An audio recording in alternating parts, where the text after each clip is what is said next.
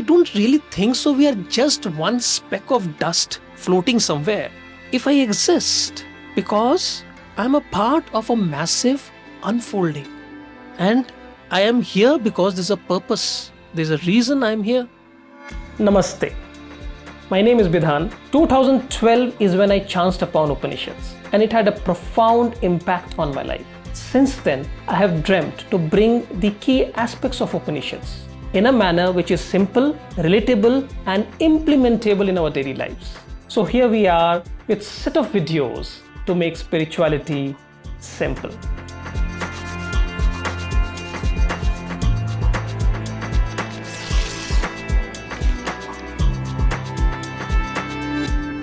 Welcome, Preeti. Hi, Vidhan. It's good to be back. With what? Many questions. Tell me. So, in our conversation, we've been talking a lot about karma. I think the last few conversations have been about karma. So, I understand the basics of it, I think. I understand my karma and my individual karma. I'm trying to understand whether there is something called as a collective karma. Is there? Wow. Where is this coming from? No, I mean, it's just that I've heard a lot of people say, like what your parents do affects you, like their karma affects you. Is that true? Is that even possible? Okay. This is complicated. And we'll try and make it simple. Like I said, I've come with many questions. So let us first understand the basics here. What do you mean by individual karma? Or let me ask you, is there something called an individual karma or your karma? Okay. Now, I'm a very good student. So, from our past conversations, I know what you're trying to get at. Because of the feeling of me being separate and that feeling of I is why I feel like there is individual karma. Right. You feel. Yes. Yeah. Right? So, saying that there is individual karma, whether it's right or wrong, I'm not sure about that yet. But I understand this of the thought of me being separate is what creates that feeling of individual karma. Perfect. Good answer. Good student. So the body and mind has a karma, right? So body and mind has a karma. And body and mind is a part of a much larger entity called the universe. Okay. And the universe also has its own karma, which means the karma of universe is affecting the karma of body and mind.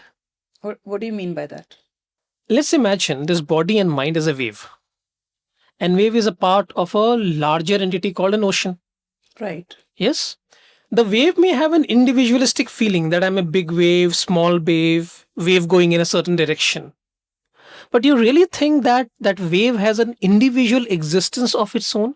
Isn't it getting affected by the undercurrents or the wind, the moon? There's so many factors which is affecting the wave. So can you really say that wave is not affected by the things which is happening outside of it?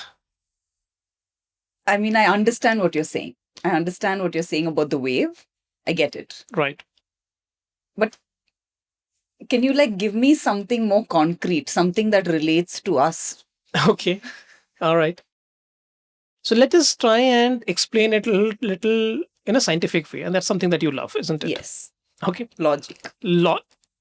This is also logical. Shruti, Yukti, Anubhava. Remember, Yukti is a part of it. But okay, your logical science we are going to basically work on. Have you heard of grandmother's effect? Yes.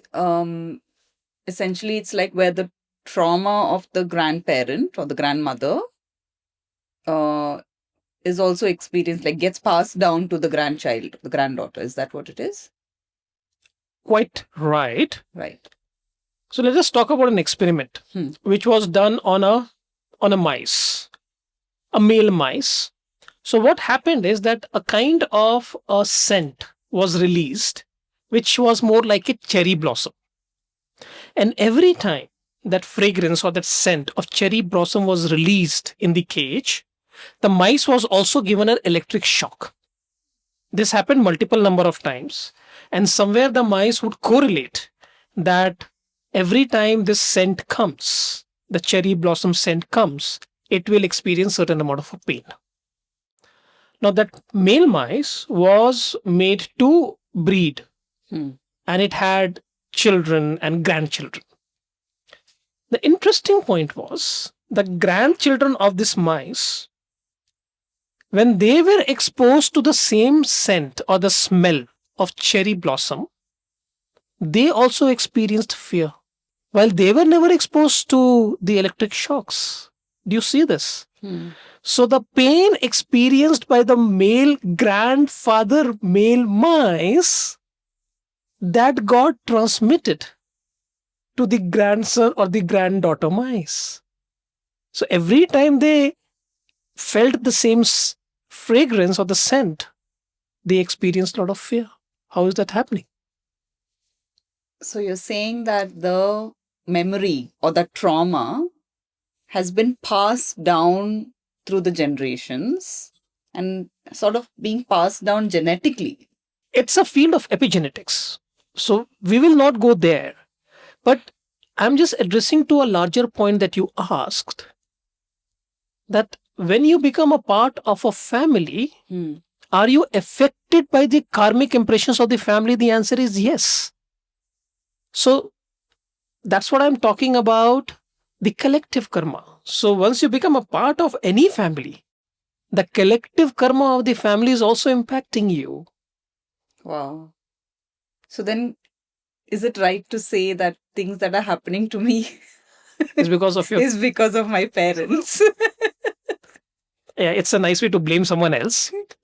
But whom will your parents blame? Their parents?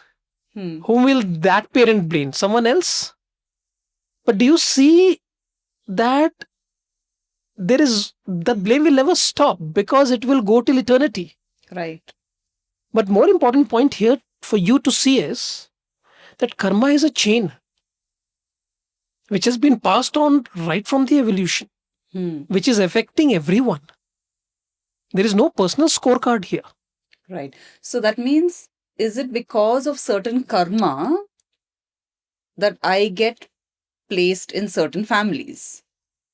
Okay, so you are saying that because you are holding certain karmic impressions, you are ending up taking a certain genetic Hmm. disposition. Isn't that what you're Yeah. saying? The answer can be yes. The only thing that we need to understand here is that we may feel that I have an individual karma and therefore I am going basis my own individual karma. See, the sense of individuality itself is a mirage because the feeling of I comes and goes. The point I'm trying to make here is a little subtle. The point I'm trying to make here is that you and I are a bundle of tendencies. I'm talking about the body and mind. We're a bundle of tendencies. And that tendency is actually expressing itself in the space and time and in various places. Depending upon the tendency, it finds itself a right place to express itself. So, to the answer, to say your answers, maybe yes. Therefore, you kind of express yourself in a particular, with a particular parents. But more importantly, here is that it is your tendencies. It is this set of tendencies which is leading to certain places. It's like it's a float. It's happening. It's happening everywhere. It's a much larger piece which is there, right? So you're saying things are just happening. Then is it right if I say that because I have certain karmas, I have been placed in a certain family, and that family's karma is affecting me? That's a very fair argument to have. The point I'm just trying to make here is that from an Advaita perspective, that feeling I itself is not real. So saying my karma itself is not correct. What is the point I'm trying to make here is that we are all bundle of tendencies Hmm. and expressing ourselves in this space and time in multiple places. So we are just floating around depending upon how we are expressing ourselves in the larger scheme of things. So things are just happening, and somewhere it's affecting me, and at the same time, I am affecting the karma. Is that it? Okay, let us understand it slightly more simply. Okay. And I will try and simplify this further. You have a body. Of course, So, the bodies are made up of cells. cells. How many cells this body is made up of? I don't know, trillions, I guess. Yes, they say 70 trillion cells, Okay. right? The interesting part is that each cell is a unit in itself. It has its own reproductive system, digestive system, excretory system, just like the entire body has, isn't it? So every cell can be seen as a separate individual, doing its own work, doing its own bit, and having its own entity, having its own unit. Now, in fact, this entire body is also a unit. So, from a much larger unit, there is a much smaller unit. Let me ask you, isn't the things which is happening at the level of body going to affect the cell? Yes. And what is happening at the level of cell is also going to affect the body? Yes. Now, does it make sense to you that yes, the cell will have its own individual karma? It may feel it's separate, but actually it is a part of much larger entity called this body. So what is happening at the body is going to impact the cell. And what is happening by the cell or at the cell is going to impact the body. Right. So there is a collective karma which is affecting the individual cell karma. So what happens on a cellular level affects the whole body. Yes. And also what happens to my body has the capacity to affect the cells. Exactly the point. Wow. Okay. So the same way you're saying is for the karma and the collective karma. Yes. I'm just saying that you're a part of collective karma. So there is an evolution which is happening at the level of individual, at the level of society, at the level of cosmos. Wow. There is an unfolding, a giant unfolding happening, and you are a part of that unfolding. So then, when you're saying at the level of cosmos, is there karma on the entire universe level as well? Yes, there is. Okay. The word used is samashti karma, which means that there is a collective karma at the level of universe. In fact, why does even universe come into picture? The universe, and this is what our ancient rishis told, that this universe expresses itself, manifests itself, sustains and dissolves because of its own karma. What you're saying is like the Big Bang, where everything originated from that single point of singularity. Yes, you can say that, because what is told in Upanishad is called Bij Avastha, which says that universe finally collapses into a potential state which is called Bij Avastha. But again, the question arises, if the universe has collapsed into that Bij Avastha, why is it re-emerging? Why is the universe re-emerging again? After you sleep, why do you wake up? What? Everything is not that simple. No, it is. Think about it. That you are alive because your karma is not yet done. You may have actually got into an extremely deep sleep, which is a Bij Avastha, and from there you wake up because you have to fulfill your karma. The karmic impression is yet to express itself. Similarly, at the universe level, even when it goes into Bij Avastha, if the Samashti karma has not been completely fulfilled, it is going to express itself. And for it to express itself, the universe has to manifest again. Right? So there is a continuity, there is a momentum which is built because of karma, and therefore the universe even comes into manifestation or fructification because the karma needs to be exhausted at the universal level. So somewhere I'm getting the feeling that I'm not just this random being in this random world. Yes. Right? But I'm a part of this, I want to say, like this cycle, this big karmic cycle that is happening. You're right. And it's very beautifully said, because a lot of times we are just told that you are just a speck of dust in the entire universe. The fact is, I don't really think so. We are just one speck of dust floating somewhere. If I exist, because I'm a part of a massive unfolding, and I am here because there's a purpose, there's a reason I'm here, and it impacts me as well as I impact the universe. Until now, I used to think that karma just means, you know, my actions, my results. Somewhere something has changed in the way that you've been explaining it, I think. Yeah, it's not only about you, because if that was the case, then why would have Shri Krishna told in Bhagavad Gita that you only have authority or control over your actions? The outcome is not in your control.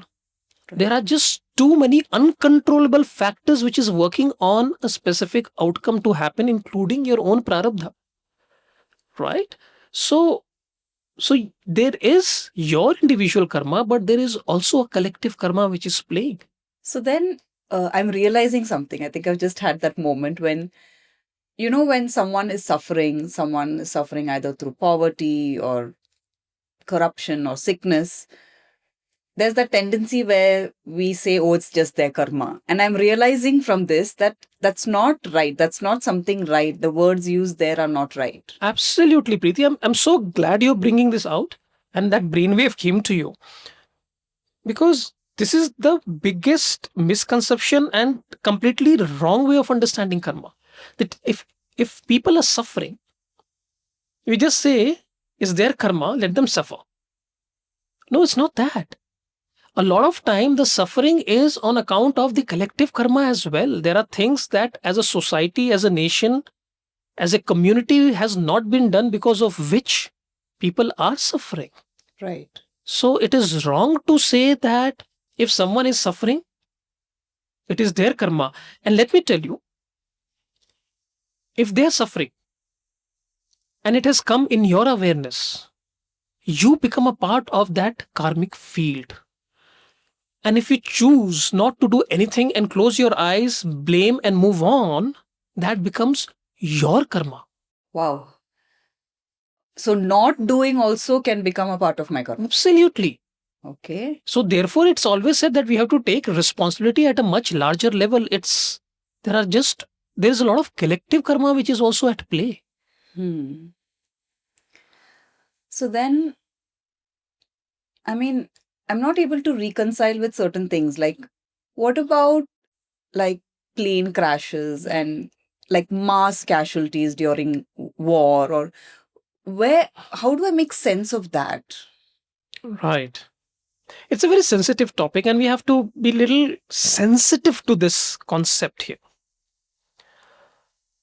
If someone goes out and says that there are a lot of people who were killed in a plane crash or some sort of an event, it was their karma. I think it's wrong. Plain wrong.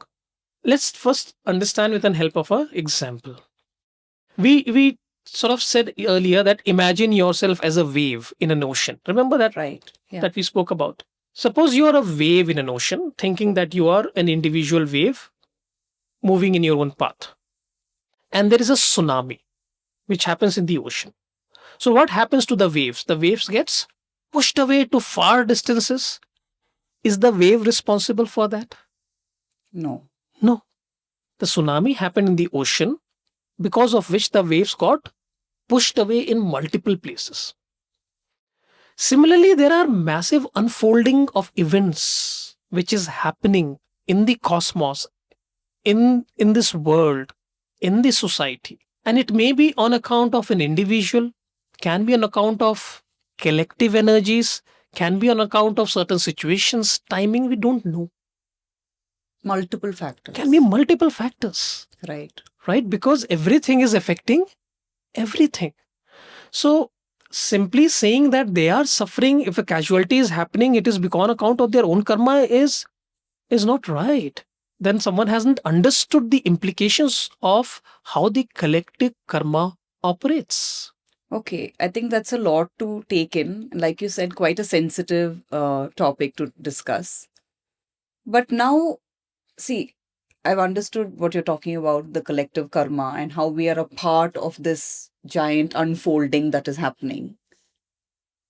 But knowing that, like if I have the knowledge of that, like how do I live my life? How do I reconcile? How do I just, Reconcile with what? like, how do I continue living? What do I need to do? Are you trying to say that since there is a collective karma which can hit you out of nowhere, then how do you reconcile with it? Yeah. Which you may not be possibly responsible for it. How do you even live this life, isn't it? Is that And what do I you're need to do? and what do you need because to do? considering you're saying it is not just my own actions and my own results. So then what do I need to do? Right. In fact, that's why I refer to Bhagavad Gita so many number of times. Because first three chapters, or maybe the first four chapters answers this question, where they talk about karma yoga. That how do you offer your actions to the universe, which is offer your individual karma to the collective karma, without getting too identified with this thing called my karma, and also without fretting too much about the outcome. Right. So the karma yoga has this very specific contours in terms of what is the attitude behind the actions and what is the attitude behind the acceptance of an outcome. And the play of individual karma and collective karma is so beautifully explained in the concept of karma yoga. So I think it sounds like a very vast topic. It is. Karma yoga is a very vast topic, and why don't we just take up karma yoga as a next series where we start raveling how to navigate our life with the amount of uncertainty that we face, knowing that we are staying in a Vyavaharika Satyam, in a transactional reality. Right. Because the entire playbook is there in Bhagavad Gita in terms of how to use that in our day-to-day lives. So it's a good point that you asked. To answer your question, how do we navigate this uncertainty? The simple answer is use Karma Yoga. What is Karma Yoga? How to use it? I think it's a big topic in itself, and we should take it in our next series, which we should launch shortly. It's a good idea to have, actually. Good. Definitely. We'll come back to that. You should. Yes. So just for this conversation, we've spoken a lot about the collective karma and how we are just specks of dust, like you said, in this massive unfolding, karmic unfolding that's happening. Yeah, even if you're a speck of dust, it doesn't mean that you're insignificant. You're insignificant. I get that. You are pretty significant. Yeah. That's why you're still there. Right. So, but you're trying to say that it is important to just sort of, I want to say, just go, be in that flow state. Be in the flow state. And also, second very important thing is that don't close your eyes with things which is happening around you, saying that is their karma and this is my karma. Please don't make the distinction. Yeah. Right? If you see things are not fine. And if it comes into your awareness, it is very much a part of your karma. Your karma also. And do something about it. Say, for example, when you're asking that there is natural calamities which is happening. There are accidents which is happening. And it troubles you. It troubles me. It troubles everyone. What do we do? The only thing is that we can say that why don't we serve? Right. It's important to sort of be mindful and contribute to the situation. Just contribute to the situation. And I'm telling you, Preeti, the answers comes automatically. Sometimes the answers needs to be earned. Seriously. Speaking of answers that need to be earned. Because when I asked you now, you said Karma Yoga, we'll take it up later. Similarly, in one of our previous conversations, when we started talking about karma, I had asked you a question. I don't know if you remember. And you said we'll take it up later. All right. I remember. I remember now. You're talking about free will? Free will, yes. I feel like we've come to that point where I want to ask the question again. Right. Right? We have understood what you're speaking about karma. We've understood as long as I identify with I, the individual karma is there. And about how today's conversation, I am a part of this big, massive karmic cycle that is happening. Right. So if that's the case, where is this question of free will? Okay. I've come back to it. I told you I will not forget. Okay. So free will, for sure, we are picking up in our next episode. We will break it apart. We will try and understand what free will is, what science has to talk about free will, what Upanishads has to say about free will. Is there something called a free will, or there's another illusion that we have? It's going to be interesting topic to have. So let's pick it up in the next session. For sure, we are taking forward. Definitely. Right? Thank you so much, Preeti, for being here. And we have done quite a few episodes on karma. I think the time has come that we conclude this series on karma and move into question and answers. Right. Right. To all our viewers, if you have any specific question on karma which you want to be answered, we are more than happy to address that in the forthcoming videos. So go ahead and put your questions in the comments below. Also, we conduct regular sessions on Upanishads, to how to use the principles of Upanishads in our day-to-day lives. If you feel to be part of those workshops, please put your details, which is mentioned in a link which is there in the description below. And if you like this video, please do share it with your friends, leave your valuable comments below, and like and subscribe to our channel as well. Thank you. Thank you so much.